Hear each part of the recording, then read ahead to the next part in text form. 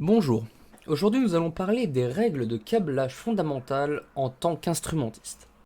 Tout d'abord, pour qu'une régulation ait lieu, il faut que les appareils puissent communiquer et surtout se comprendre. C'est pour cela que nous avons des signaux variant de 0% à 100% sur une plage donnée comme en intensité, où pour 0% nous avons 4 mA, 25% nous avons 8 mA, 50% nous avons 12 mA, 75% nous avons 16 mA et 100% nous avons 20 mA.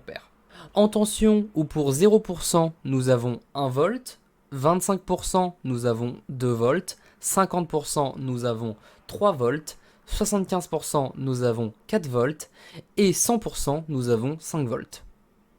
En pression, où pour 0% nous avons 0,2 bar, 25% nous avons 0,4 bar, 50% nous avons 0,6 bar, 75% nous avons 0,8 bar et 100% nous avons 1 bar. Ce ne sont que des exemples. Il en existe d'autres, mais ce sont les plus utilisés. Vous pouvez remarquer que les valeurs de 0% ne sont pas égaux à, par exemple, 0 mA, ou 0 volt ou 0 bar.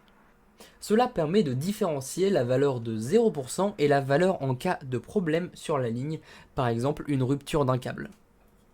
Après avoir expliqué les signaux, nous pouvons parler des appareils.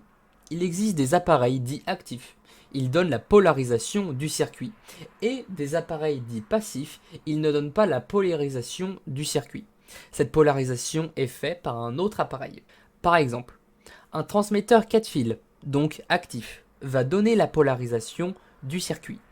Un transmetteur 2 fils, donc passif, ne va pas donner la polarisation, et nous devrons avoir une alimentation en tension. Pour finir, il existe plusieurs types de schémas. Les branchements en courant doivent être faits en série, tandis que les branchements en tension doivent être faits en parallèle. Attention, si un appareil utilisant de la tension est installé dans un branchement en courant, nous devons obligatoirement utiliser une résistance à ces bornes pour pouvoir appliquer la loi d'Ohm.